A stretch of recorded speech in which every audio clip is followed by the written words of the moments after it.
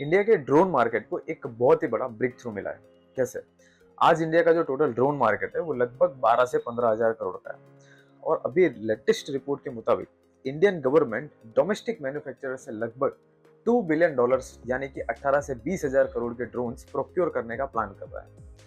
मतलब आप सोचिए कि जितनी आज की डेट में इंडस्ट्री की साइज है उससे लगभग 40% बड़ा ऑर्डर, एक सिंगल ऑर्डर सामने आ सकता है। और ये अगर ऑर्डर आता है तो ये पूरी इंडस्ट्री की जो ट्रेजेक्टरी है, जो पूरी साइज है, उसको पूरा चेंज करके रख देगा, लगभग 2x का इफेक्ट डाल सकता है। पिछले 5 सालों में Indian drone industry approximately 22% CAGR से ग्रो हुई है। और एस्टिमेट्स के मुताबिक आने वाले सालों में भी ये इंडस्ट्री 20+% से ग्रो कर सकती है CAGR बेसिस पे। इंडस्ट्री लेवल पर 20% का ग्रोथ बहुत बड़ा माना जाता है और इसी वजह से ड्रोन्स को एक सनराइज इंडस्ट्री भी माना जा रहा है। अब इंटरेस्टिंग बात यह है कि आज से सिर्फ कुछ सालों पहले तक ड्रोन्स को एक बहुत ही सेंसिटिव टेक्नोलॉजी माना जाता था। सिंपल सी चीज है कि एक छोटी सी मशीन है जिसके अंदर कैमरा लगा हुआ है और उसे आप रिमोट से बहुत ही इजीली कहीं पर भी भेज सकते हैं। तो ऑब्वियस सी बात है कि सेंसिटिव तो है और इसीलिए 2021 के पहले ड्रोन इंडस्ट्री के लिए एक लेंथी अप्रूवल्स, हैवी फीस और बहुत सारे कंप्लायंस फॉलो करने पड़ते थे। लेकिन फिर आया ड्रोन रूल 2021 और यहीं से इंडिया में ड्रोन रिवॉल्यूशन शुरू हुआ। जो रूल्स रेगुलेशंस थे उनको बहुत ही कम कर दिया गया, लगभग 90% रूल रेगुलेशंस को कम कर दिया गया। 90% इंडियन एयर स्पेस को ग्रीन जोन डिक्लेयर किया गया कि जहां पे ड्रोन्स इजीली जा सकते हैं। ड्रोन इंपोर्ट्स पर बहुत सारे रेस्ट्रिक्शंस लगाए गए। डोमेस्टिक मैन्युफैक्चरिंग के लिए 120 करोड़ की PLI स्कीम लॉन्च की गई। GST को 12% से घटा करके 5% कर दिया गया। अब इसका रिजल्ट क्या है? 2020 में जो इंडस्ट्री लगभग 2,900 करोड़ की थी, आज वो 15,000 करोड़ की साइज पर बैठी है और प्रोजेक्शंस की माने तो 2030 तक ये इंडस्ट्री 30,000 करोड़ तक पहुंच सकती है। लेकिन अगेन सवाल ये है कि डिमांड मैक्सिमम आ कहां से रही है? तो इसका सबसे बड़ा आंसर है डिफेंस। यूक्रेन रशिया वॉर हो या फिर मिडिल ईस्ट का भी जो कॉन्फ्लिक्ट चल रहा है वो हो या फिर इंडिया पाकिस्तान टेंशन, एक चीज बहुत ही कॉमन नजर आ रही है कि मॉडर्न वॉरफेयर का जो सिस्टम है, जो फ्यूचर है, वो बदल रहा है। जो मिसाइल्स के साथ साथ अब ड्रोन की तरफ भी शिफ्ट हो रहा है, क्योंकि मिसाइल्स जो है वो एक्सपेंसिव होते हैं जबकि drones comparatively low cost, reusable and highly efficient होते हैं। अभी जो 18 से 20 हजार करोड़ के प्रोक्योरमेंट की बात चल रही है उसका मेजर पोर्शन लगभग डिफेंस से ही आने वाला है। इसी अपॉर्चुनिटी को देखते हुए जो आइडिया फोर्स है, Paras defence, Zen Technologies, Tata advance system, Adani defence, new space research और एस्टेरिया एरोस्पेस जैसी कंपनीज एग्रेसिवली इन्वेस्टमेंट कर रही हैं।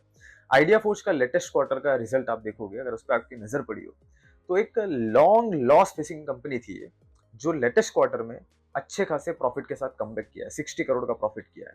नो डाउट इस एक्सेलेंट कमबैक के पीछे कंपनी का ऑर्डर एग्जीक्यूशन भी मैटर करता है, क्योंकि मार्च महीने में इन्होंने मैक्सिमम ऑर्डर्स जो है वो डिलीवर किए हैं। बट फिर भी इन्वेस्टर्स और कंपनी खुद भी बहुत ज्यादा बुलिश है, क्योंकि आइडिया फोर्स फिलहाल हाईएस्ट एवर ऑर्डर बुक पर बैठी है, 530 crore. As per management near term में कंपनी अप्रॉक्स 50% का ग्रॉस मार्जिन मेंटेन कर सकती है and as per demand for next 3 years company approx 50% CAGR से ग्रो कर सकती है। तो कहीं ना कहीं एक सुपर गाइडेंस जैसा लगता है। फ्यूचर में ऑटोनोमस सिस्टम्स और AI इनेबल्ड ड्रोन्स की डिमांड भी रैपिडली बढ़ने के चांसेस है। पारस डिफेंस इकलौता एक मोनोपोली कंपनी है कि जो ड्रोन रिलेटेड कंपोनेंट सप्लाई करती है, जिसमें drone camera, sensors, infrared optics and thermal imaging devices को सप्लाई करती है।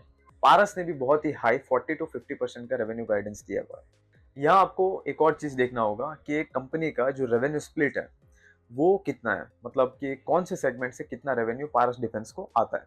तो जब आप ये डेटा देखोगे तो देन यू विल अंडरस्टैंड कि ड्रोन इंडस्ट्री से इनका 10 to 15% जो रेवेन्यू है वो एसोसिएटेड है, ना कि जो बहुत ही ज्यादा है और ना ही बहुत ही कम है। लेटेस्ट ये जो $2 बिलियन के ऑर्डर्स जो मार्केट में आने वाले हैं उसका एक इफेक्ट हो सकता है कि पारस डिफेंस में भी आपको देखने को मिले। देन बात करते हैं जेन टेक्नोलॉजीज, जो कि ड्रोन प्रोमिनेंट कंपनी है। ये ड्रोन सिमुलेशन और कॉम्बैट टेक्नोलॉजीज में एक्सपांड कर रहे हैं। इसी डायरेक्शन में ग्रो करने के लिए इन्होंने एक एक्विजिशन भी किया है।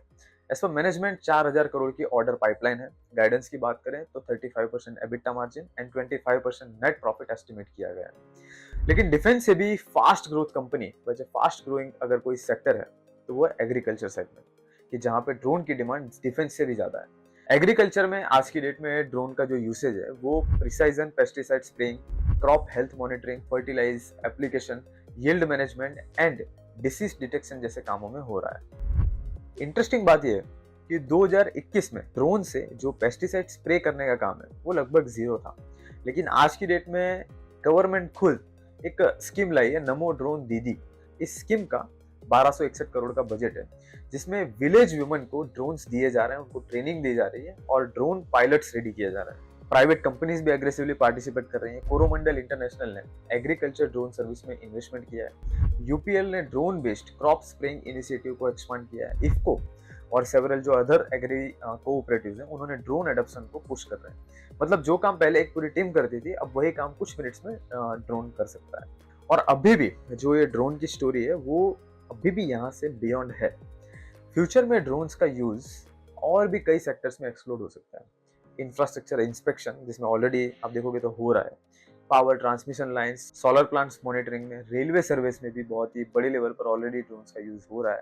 Then mining, oil and gas piping में, लैंड मैपिंग में, डिजास्टर मैनेजमेंट में, फ्लड रेस्क्यू में, traffic monitoring, e commerce deliveries, medicine deliveries, इन सभी चीजों में, इन सभी जगहों पर इसका यूज होगा। आप देखो ये जो लास्ट माइल डिलीवरीज है, इसमें कई companies as a pilot program drone का यूज कर रहे हैं। इवन ये बहुत दूर की बात है जो मैं अब आपको कहने जा रहा हूँ कि ये जो एयर टैक्सेस इन फ्यूचर आएंगी, एयर टैक्सेस, ये टेक्नोलॉजी भी कहीं ना कहीं इसी इकोसिस्टम का एक्सटेंशन माना जा रहा है। गवर्नमेंट का स्वामित्व स्कीम के तहत ड्रोन्स के थ्रू ही लैंड मैपिंग हो रही है। इवन आप देखो ये जो इंडिया की जो लोकल पुलिस है, जो अदर गवर्नमेंट बॉडीज है, वो भी ड्रोन का यूज कर रहा है। फॉर एग्जाम्पल, कंट्री में किसी भी तरह का अगर कोई सेंसिटिव इवेंट हुआ हो या कुछ भी हुआ हो, लाइक फ्लैग मार्च या कोई रैली या कोई बड़ा सेंसिटिव वार त्योहार, वैसे इन जैसे इवेंट के दौरान ड्रोन्स एक मस्ट यूज टूल बनता जा रहा है। 2024 में जब फार्मर प्रोटेस्ट हुआ था, तो उस दौरान ड्रोन से ही टीयर गैस ड्रॉप किया गया था। गुजरात में जीपी दृष्टि, तेलंगाना में डिजिटल पेट्रोलिंग, राजस्थान में कवच, उड़ीसा में प्रेडिक्टिव पॉलिसिंग नामक और ऐसी कई मुहिम शुरू हुई हैं अक्रॉस इंडिया, जिसमें ड्रोन एक प्रोमिनेंट पार्ट है। आज इंडिया में 600 से ज्यादा कंपनीज हैं जो ड्रोन मैन्युफैक्चरिंग या कंपोनेंट मैन्युफैक्चरिंग से जुड़ी हुई है, और 100 से ज्यादा कंपनीज ऐसी हैं जो सिर्फ डिफेंस सेगमेंट से जुड़े ड्रोन कंपोनेंट्स बनाते हैं। एक पूरा इकोसिस्टम बन रहा है, और जब किसी सेक्टर में अगर इकोसिस्टम बनता है तो वेल्थ क्रिएशन के चांसेस बढ़ जाते हैं।